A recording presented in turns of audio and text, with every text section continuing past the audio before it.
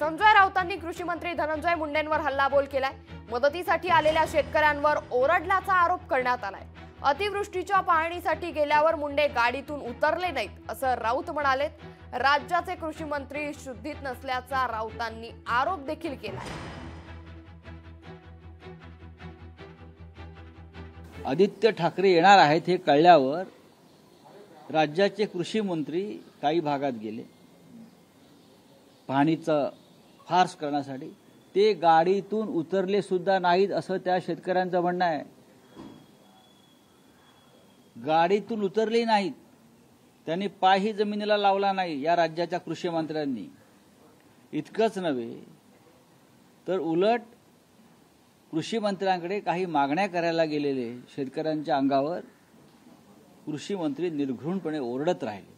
मी काय करू शकतो, मी काय करू, आता मी तुमच्या शेतामध्ये येऊन काम करू काय, मी हे करू का? कृषी मंत्री शुद्धीत आहेत का या राज्यात? लोकशाही मराठी ऐका, पहा, जागरूक रहा।